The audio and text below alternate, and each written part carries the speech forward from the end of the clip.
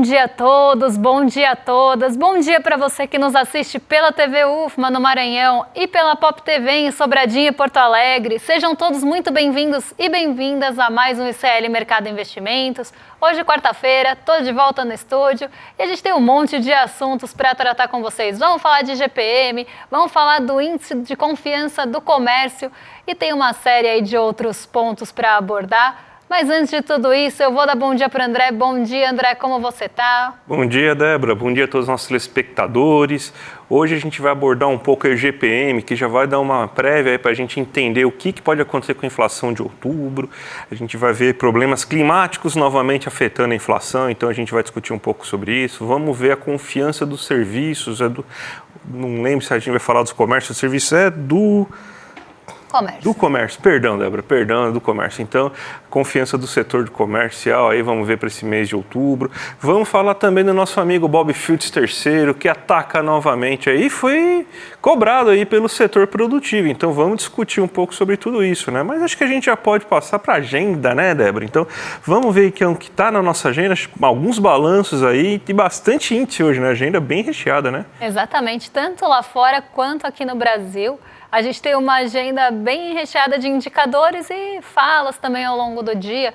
Lembrando que daqui a pouquinho começa o período de silêncio do Copom, então a gente não vai ter muitas falas de Roberto Campos Neto, mas hoje ainda tem para a gente repercutir. Então vamos começar. Hoje, antes da abertura, saiu o balanço da WEG. O balanço da WEG saiu bem cedinho, na Alemanha da Volkswagen e nos Estados Unidos da Caterpillar.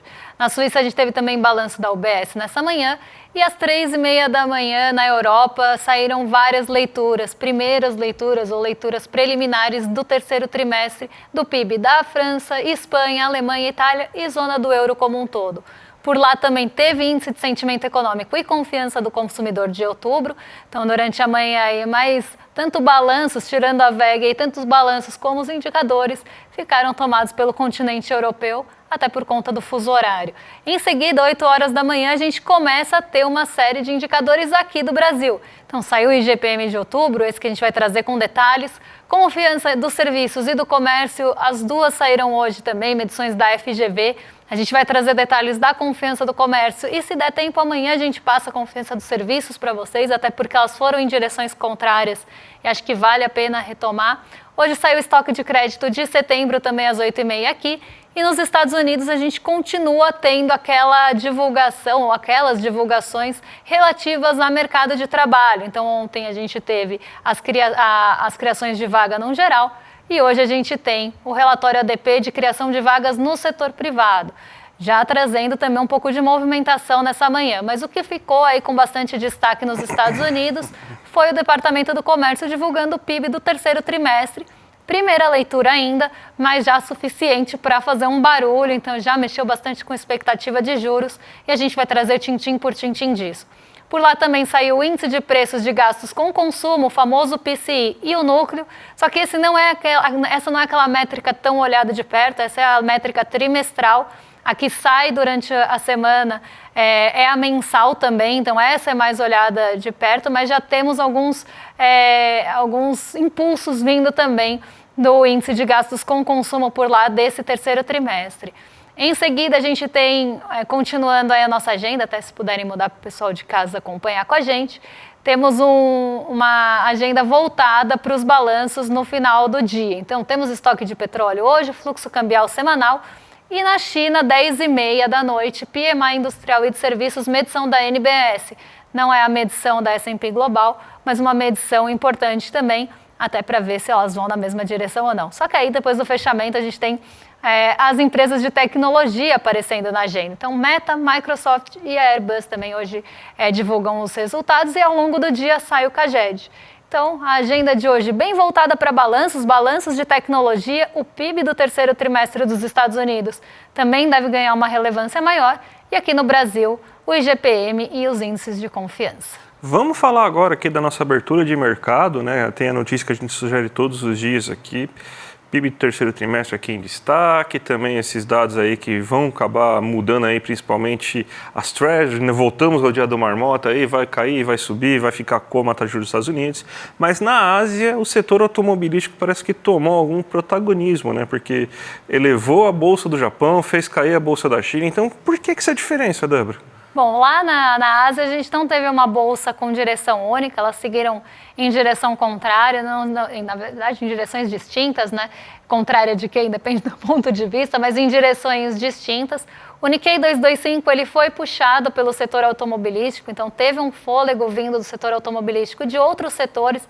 Então o Nikkei 225 continua naquela esteira que a gente vem observando há algum tempo já, de uma bolsa beneficiada por queda do iene, por desvalorização do iene, mas em outras regiões da Ásia, a gente teve bolsas em queda. E por que essa queda ocorreu? Principalmente na China e mercados ligados à China. Por conta também dos veículos, né, e por conta do setor automobilístico. Só que no caso aqui, por conta do setor automobilístico elétrico. Então eu vou colocar para vocês o Hang na tela. O Hang hoje caiu 1,55%, ele teve uma queda até maior do que outras bolsas, inclusive maior do que o Xangai Composto, por conta do peso que o setor automobilístico tem e nesses carros elétricos tem no Hang. E por que isso aconteceu? Por que esse movimento aconteceu durante a manhã? Na Europa, a gente teve a divulgação de alguns entraves para os carros elétricos chineses. E entraves para os carros elétricos chineses, até por conta de investigações que foram feitas lá e por conta dos subsídios de Pequim para a produção, a Europa optou por colocar alguns entraves para a importação desses carros e para a comercialização desses carros no continente ali. Então, isso trouxe um mau humor para a Ásia, o setor automobilístico elétrico acabou sofrendo nessa manhã e o Hang, por conta desse peso, foi aí uma liderança no campo negativo, então no terreno negativo. Por isso aí Hang está na tela, mas quando a gente for fazer o giro de mercado, se der tempo, eu falo um pouquinho do Xangai Composto, mas já adianto que ele foi na mesma direção. Vamos então agora para o Brasil, porque tem dado importante que saiu, né, essa manhã.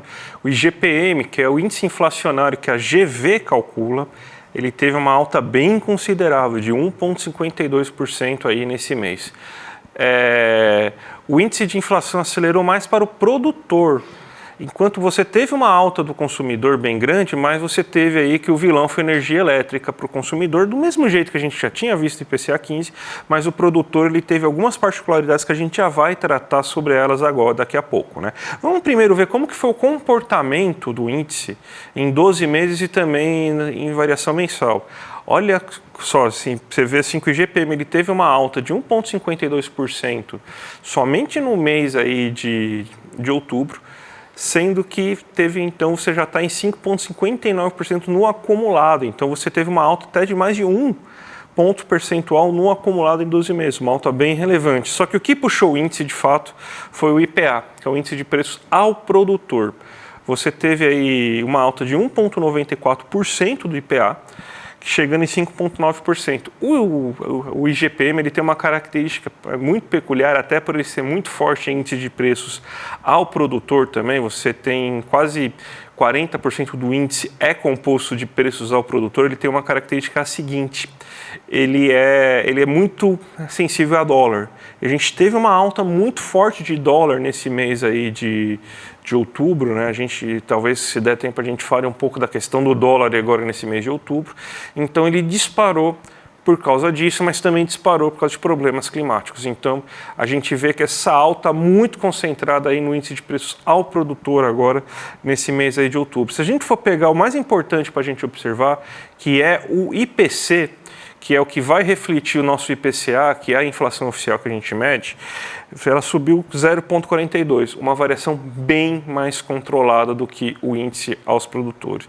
E chega em 4,42 no acumulado em 12 meses. Se a gente for fazer, não é muito certo a gente fazer isso, mas se a gente for comparar com o que seria a meta, né, a nossa meta está em 4,5%. Então ele ainda estaria dentro da meta, o IGPM, se a gente fosse medir assim. Porque o índice de preços aí do IGPM, no IPC, ele é menos sensível ao dólar, ele é mais sensível ao que a gente observa também no IPCA. Então você teve essa alta aqui e a gente vai explicar o porquê já. E o INCC, que é o índice de preço da construção civil, subiu 0,67%, chegando a 5,72%. A gente tem uma arte também para ver os destaques, né? A FGV não abre, infelizmente, todos os índices que subiram ou caíram, então a gente não sabe aí se algum índice, outro índice que não foi divulgado no relatório da FGV teve alta ou queda, mas a gente vê aqui que as altas são baseadas basicamente em quê? Em minério de ferro, alta de dólar influencia muito o preço de minério de ferro por ser uma commodity, preço na China também influencia muito.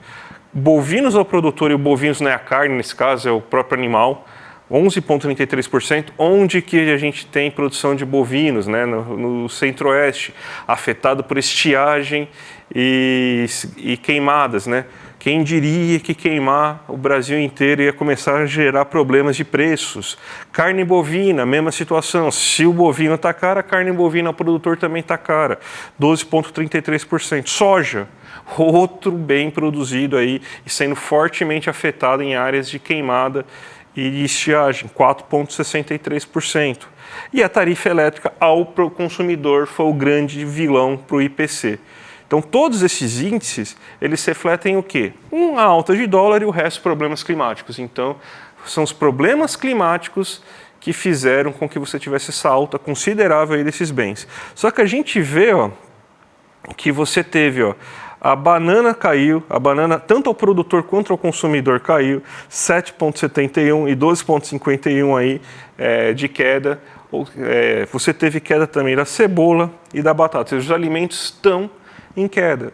Pelo menos nesse primeiro momento, esses alimentos aí que são mais hortifrutigranjeiros, a gente não, pelo menos não dá para saber se você teve outros alimentos que tiveram alta ou queda com maior destaque, até porque a FGV não divulgou, né? Ele só coloca alguns destaques principais, mas a gente vê, ó, o índice de preços ao produtor está se elevando justamente por questões climáticas. Então, queimar o Pantanal não foi uma boa ideia, isso aí está gerando aqui, está afetando o bolso já do produtor, então ó, não dá para a gente ficar acreditando aí que realmente isso aí seria uma ótima ideia, aí, porque vai afetar o produtor e no médio prazo isso daí vai acabar passando aí também para o seu bolso. Então, mais uma vez a gente vê aí efeitos climáticos afetando diretamente. Para quem achava que isso estava muito distante, olha lá, está afetando já. Você, produtor, e você, consumidor, vai ser afetado no médio prazo, Débora.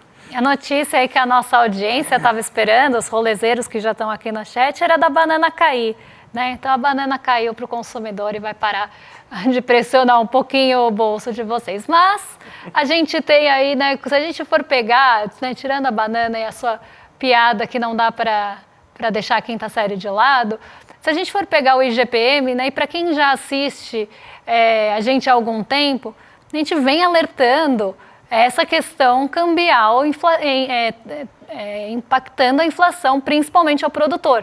Não é de hoje que estamos falando isso, né? Não é nenhuma novidade para vocês. Porque desde que a gente começou a ver essa aceleração do dólar, eu venho falando, olha, os preços ao produtor vão ser pressionados porque eles são mais sensíveis, normalmente são commodities, são negociadas no mercado internacional, a gente está falando de minério de ferro, a soja também é cotada no mercado internacional, então o dólar ele acaba pressionando sim o preço, então né, a soja fica mais cara de uma forma geral, para o exportador, né, que está mandando para fora, ótimo, ele vai ganhar mais dinheiro com isso. Mas a gente tem que pensar, né, que começa a ter sim uma pressão inflacionária. E isso vai impactar porque, de certa forma, isso também vai chegar no bolso do consumidor quando for repassado. Não à toa também, né, a gente vem falando do INCC, que também acaba tendo umas sensibilidades ali a materiais, insumos usados na construção civil, que também vão ter essa sensibilidade. Então não é de hoje, não é de agora que a gente vem alertando isso. E justamente venho falando, essa pressão cambial que vem sendo feita com todos esses desagrados do mercado, não importa o quanto você acene, ele vai pressionar pelo câmbio por conta das questões fiscais, acaba sendo usado inclusive como justificativa depois para subir a taxa de juros, porque então se subir a taxa de juros, entra mais recurso aqui e controla o câmbio. Só que não é o que a gente está vendo acontecer, justamente porque tem uma pressão bastante grande e bem exagerada do mercado no mercado cambial. E a gente vai falar daqui a pouquinho se der tempo. Mas aqui uma preocupação que a gente já vem mostrando para vocês que ia aparecer há algum tempo. Mas vamos seguir porque temos índice de confiança do comércio, né? Do comércio. Você tem um recuo, né, de 1,2% em outubro, né? O comércio é aquele setor que está basicamente acelerando sem parar desde o começo do ano, né? O brasileiro está com maior renda e tal. Chega em outubro, ele tem esse certo recuo. Até, não sei se pode ser um pouco preocupante, porque a gente vai ter agora novembro, que é uma época que os últimos anos mostraram que o comércio costuma acelerar, principalmente por causa das Black Fridays e outras promoções aí que grandes varejistas fazem, e também em dezembro, a época de fim de ano de compras de Natal, né? Mas, Débora, você que viu o dado, você que analisou o dado com mais calma, o que você pode falar para a gente aí sobre as características do índice de confiança do comércio? Bom, o índice de confiança do comércio, como o André já adiantou, recuou e ele trouxe alguns alertas, porque a gente vem realmente se aproximando do final do ano. Temos a Black Friday aí, que é uma época bastante importante para o setor varejista, principalmente, então isso deve ter aí um peso maior, e as compras de fim de ano também. Então, são dois pontos que normalmente impulsionam o comércio, mas que estão com uma certa incerteza ainda, não se tem uma certeza em relação ao desempenho da Black Friday e das compras de final de ano. Por que se tem essa incerteza? Eu vou explicar um pouquinho e aí a gente vai olhar os dados e ver que isso realmente está presente no índice de confiança do comércio.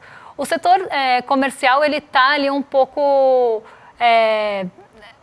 até com a sua confiança diminuída mesmo, acho que esse é o melhor termo que eu posso usar, por conta também da alta dos juros. Para quem acompanha também a gente há algum tempo, a gente sempre fala que o varejo é um dos setores mais sensíveis à alta dos juros. Se a gente começa a ter uma alta maior de juros, ou uma expectativa de alta de juros, o varejo é o que primeiro sofre. Não só por conta ali de questões de bolsa e tudo, mas o varejo em si sofre, né? Porque a gente pensa às vezes, o varejo sofre inversamente proporcional a juros. Nas questões, se a gente for olhar, por exemplo, uma ação de Magazine Luiza, de Casas Bahia, mas não é só disso. Por que isso acontece? A gente tem que entender, né? Não só que é inversamente proporcional, mas o porquê disso. E o porquê disso é justamente porque é um setor dependente de crédito. Dificilmente o brasileiro ele vai comprar itens, principalmente de maior valor, à vista. É uma coisa que não faz parte da realidade do brasileiro, não faz parte da realidade para a renda do brasileiro. Então, muitas vezes, o brasileiro precisa parcelar as suas compras, inclusive não só as de alto valor agregado. E se a gente começa a ter um crédito mais enxuto e um crédito mais caro, isso vai influenciar, sim, a confiança do setor comercial. Então, esse já é um primeiro ponto que afeta o varejo. Só que os custos também ficam mais caros, os custos financeiros do varejo ficam mais caros, porque a gente não pode esquecer que muitas vezes as empresas também tomam crédito. A maioria das vezes as empresas tomam crédito. E esse foi um dos pontos que acabou pressionando não só esse crédito mais enxuto e a dificuldade do brasileiro tomar crédito num cenário de taxa de juros mais altas, mas também do custo financeiro ficar mais caro. Então, os dois apareceram na pesquisa, os dois apareceram como fatores limitantes da confiança do comércio. Então, não à toa que o nosso índice da análise da situação atual caiu para 90,8 pontos, o ICOM, né, que é o índice cheio, para 89, e as expectativas ficaram um pouco mais lateralizadas, mas ainda ali com uma certa queda em relação a meses passados. Então, a gente viu o comércio com uma confiança acelerada, ganhando mais confiança, mas essa confiança sendo limitada principalmente pelos custos financeiros, e custo financeiro, quando a gente está falando, basicamente, de juros. Então, vamos pegar aquele gráfico que mostra o comportamento em relação ao mês anterior, ao ano anterior, para ver como é que está essa situação do comércio de forma comparativa. Em relação ao mês anterior, o índice de confiança do comércio caiu 1,2 pontos percentuais em relação a setembro, tá? Porque aqui já é medição de outubro, 2,2 pontos de queda na situação atual. Então, em relação a setembro, a confiança teve uma diminuição importante na análise da situação atual, E isso já começa a pegar, por isso que eu falei do alerta, situações ali de Black Friday e de compras de fim de ano, porque já tem uma proximidade muito grande. E as expectativas caíram menos, assim como a gente viu na confiança do consumidor. Em relação ao ano passado, apesar de todos esses fatores limitantes e do crédito estar mais caro e mais enxuto, ainda a gente tem um setor mais confiante que o ano passado, tanto na análise da situação atual, como nas expectativas para o futuro e no índice de confiança como um todo, porque o comércio ele vem de uma situação muito prejudicada. Se a gente pega setores principalmente varejistas, eles tiveram anos muito complicados. Então, apesar de todas essas limitações, a confiança ainda está melhor do que no ano passado. Mas a gente começa a ver essa perda de fôlego da confiança do comércio, principalmente por questões de juros. E a gente já vai aproveitar para emendar a próxima notícia, né, falando de juros altos, porque o Roberto Campos Neto tomou uma bronca, né, foi cobrado aí pelo presidente da Cosan por conta justamente do aumento da Selic, né? Exatamente. Nossa, Campos Neto. Falta pouco, 2 meses aí para a gente poder parar de falar de você aí com tanta frequência. Vai ser só aqueles analistas para confirmar viés aí dos grandes jornais. Mas ele estava lá para variar num evento, falando aí sobre o que o Brasil precisava fazer, o nosso ministro, nosso grande presidente independente do Banco Central dando pitaco nos diversos órgãos executivos, falando aí como que o Ministério da Fazenda deveria agir e tudo mais. Aí, a certa altura do campeonato, chegou o presidente da Cosan falando aí sobre o patamar da Selic. Ele falou basicamente o seguinte, esse patamar da Selic não dá para a gente fazer investimento. Com esse nível de investimento, a gente vai ter que reduzir a oferta, porque a gente vai ter que reduzir o nível de produção presente, eles não estavam nem falando aí de investimentos, vai ter que reduzir o nível de produção presente. Isso aí pode gerar inflação no futuro, porque a gente está produzindo menos. Uma lógica bem tranquila de você entender. Aí o Campos Neto respondeu, não, eu não estou vendo tal possibilidade, porque mesmo com a alta da Selic eu continuo vendo um fluxo de crédito assim constante. A Selic não vai afetar vocês e o fluxo de crédito. A Selic, ela só vai conseguir afetar o excesso de demanda, as pessoas que estão procurando por mais serviços, por mais compra de bens. Não, vocês vão continuar conseguindo investir, produzir e aumentar a oferta da economia. Gente, é básico, a lógica, se você pegar qualquer mecanismo de transmissão de política monetária, até eu falo para o nosso querido Bob Fields III aí, entrar, tá no site do próprio Banco Central, você consegue achar no site do Banco Central o mecanismo de transmissão monetária que fala que uma das coisas que a Selic alta faz é encarecer o custo de crédito. Sim, está lá, Campos Neto, está lá. Então, sim, isso vai afetar um dos objetivos de aumentar a taxa Selic, é reduzir a produção para gerar mais desemprego. É a base isso, é a base, eu não estou falando que é certo, isso daí é o que acontece. Até o presidente da Cosan está completamente com razão nesse caso, que ele vai falar, você com esses juros abusivos, vocês vão conseguir fazer com que a gente tenha aumento no preço do etanol, porque não vai ter como produzir, não vai ter como financiar a produção de etanol. Isso vai acabar aumentando. Ele deveria saber que é isso, ele sabe que vai aumentar alguns bens, como o etanol, mas vai reduzir porque alguns outros bens, principalmente do setor de serviço, por via de salário. Por isso que a gente tem que lembrar sempre que a escolha de você fazer um controle inflacionário, ela não é técnica, ela é política. Porque o que o próprio presidente da Cosan fala, ele fala, sua política vai aumentar o meu preço. Então ele está jogando assim nos interesses dele, está reclamando porque vai afetar a quantidade de bens, de bens que ele consegue vender, vai afetar a produção dele, vai afetar o lucro dele, mas para o Campos Neto beleza, porque vai reduzir a inflação, mesmo aumentando a gasolina, vai reduzir o salário aí das pessoas que trabalham com serviço, que trabalham no comércio, e aí você vai controlar a inflação na média. Então, o Campos Neto deveria entender que realmente com essa taxa de juros que está muito acima, você está estrangulando o setor produtivo. Você vai fazer não que o setor produtivo pare meramente aí de investir, ele vai parar, ele vai reduzir a produção. Reduzindo a produção, você vai aumentar o desemprego, você vai diminuir a renda, você vai dar prejuízo para todo mundo. Então é isso que os caras estão falando. É impossível você produzir com uma taxa de juros nesse nível. Você está reduzindo e dificultando o custo de crédito. As empresas vão ter que se financiar pelos recursos próprios, elas não vão conseguir no mercado pegar crédito. Então, sim, você não entendeu ainda como funciona o controle inflacionário, Campos Neto? Sim, você está reduzindo a oferta. Você tem que reduzir a oferta, não tem jeito. Isso aí até para a teoria liberal isso faz sentido. Então, Campos Neto, me assusta que o presidente da COSAN parece entender mais de controle inflacionário do que você, que ganhou 3 vezes o prêmio de melhor presidente do Banco Central. Me assusta realmente isso aí. Você tomou essa porrada aí, não literária, né, mas essa porrada simbólica aí, essa chamada, e com toda razão, porque você agora vai começar a afetar a produção. Você vai começar agora a afetar os bilionários. Vamos ver se agora que vai afetar o andar de cima, você começa a colocar um pouco na mão da consciência. Ah, mas na verdade não vai adiantar, porque você vai sair, vai virar comentarista, né? Então, acho que nem assim vai adiantar, né? Deviam ter cobrado antes do Campos Neto. Pois é, e aí o que o André falou tem toda a razão e o que o presidente da COSAN falou também tem toda a razão. E quando a gente pega dados e todas essas, por exemplo, esses índices de confiança, por isso que uma coisa está muito ligada à outra, todos eles aparece o custo de crédito. Não tem um que não aparece. Se a gente pega os PMIs, por exemplo, os índices dos gerentes de compras da S&P, o que aparece como fator limitante para o Brasil ou para o próprio índice de gerente de compras? O custo do crédito, ele está lá como um dos principais fatores. A gente viu hoje o índice de confiança do comércio.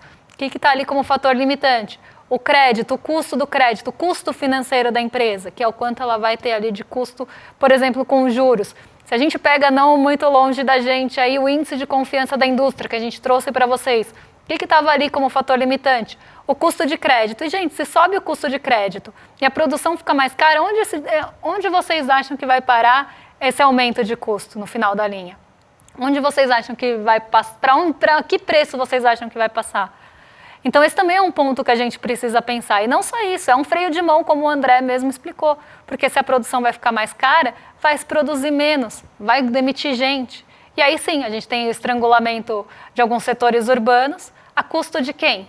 Né? Ou a custo do quê? Então, né, Roberto Campos Neto está conseguindo aí o que queria, está conseguindo até enfurecer aí o setor produtivo do Brasil. Quem diria, né? Roberto Campos Neto conseguiu. E vamos ver, né, se ele vai entregar a inflação dentro da meta ou se ele vai pedir música na TV. Só para a gente finalizar rapidinho, eu lembrar uma coisa aqui que ficou bem, que agora você me chamou a atenção nessa questão, né? Porque saiu também o Vampirão esses dias aí, estava falando do sucesso econômico dele, lá o Temer, né? Falando aí que ele conseguiu controlar bem a inflação, né? E você vê que o controle inflacionário do Temer, ele basicamente foi o seguinte: ele aumentou preços administrados, ou seja, aumentou o preço de botijão de gás, aumentou o preço de gasolina, aumentou o preço da tarifa elétrica, aumentou o preço de etanol. Então você teve um aumento de preço bem acima dos demais desses itens. Só que o que reduziu de preço? Serviços. Aí reduziu o preço aí do vestuário, reduziu o preço da cabeleireira, da manicure, do comércio, do barzinho, da alimentação fora de casa. Por quê? Porque não teve aumento de salário mínimo. Então, a política mais eficaz para controle da inflação e que ninguém conta não é aumento de Selic, não ter aumento real do salário mínimo. O Temer, ele não foi um sucesso porque o Meirelles é um gênio da economia e tudo mais. Não, porque ele não aumentou o salário mínimo. Claro, o Paulo Guedes e o Bob Fields conseguiram a genialidade de conseguir ter inflação sem aumento real do salário mínimo, né? Então, parabéns aí aos envolvidos. Ele conseguiu isso, né? Mas é isso que consegue gerar. Então, gente, a escolha de controle inflacionário é uma questão política. Por isso que a gente tem que até começar a pensar assim, é real essa meta que a gente tem? Para onde vai o corte? Será que esse corte aí realmente, essa inflação que está sendo observada não é um preço a se pagar pelo desenvolvimento, porque está aumentando renda de trabalhadores? Então a gente tem que começar aí a pensar nisso. Vamos dar os recados aí, Débora, depois que a gente pistolou tanto já hoje. Vamos sair de Campos Neto para Mujica, que coisa linda, viu? Porque amanhã, gente, dia 31 de outubro, às 8 horas da noite, vai ter a estreia mundial do documentário Conversas com Pepe Mujica. A gente sabe a importância que esse cara tem aí, presidente do Uruguai, o seu fusquinha azul, uma referência para todo mundo que é de esquerda da América Latina, uma liderança assim que já é histórica, e um dos maiores nomes da esquerda da América Latina aí, do século XX, do século XXI. E vai ter o documentário aí amanhã. Então, para não perder isso, já se inscreve em clmercado.com.br, vai tocar o sininho lá, 8 horas da noite, ele toca e você vai ser avisado, porque é imperdível, gente, é imperdível. Para quem é fã do Mujica aí, que nem nós, aí, se você for fã do Mujica, acredito que seja, vai valer muito a pena. Então, vá lá, cara, escreve no link aí para não perder. Débora? E agora vocês ficam com o Rolê ICL na sequência, com o William De Luca e o Guga Noblat. Dobradinha de Guga Noblat hoje, né? Porque ele estava mais cedo aí em detalhes com a Roberta. E agora vocês estão em excelente companhia. A gente volta amanhã para trazer as atualizações da economia e do mercado. Um beijo e até lá. Até mais, gente. Tchau, tchau. É amanhã, turma, o nosso encontro para assistir o lançamento mundial do filme Conversas com Pepe Mujica, que é baseado aqui nessa obra linda do Fabian Restivo. Acabou de ser lançado esse livro. O documentário vai ser lançado amanhã, 8 horas da noite, uma exibição única, aberta para todo mundo. Um abraço e até amanhã.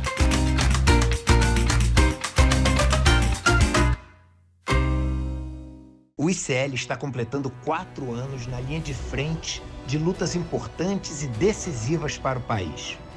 Temos motivos para comemorar, mas com certeza um longo caminho pela frente.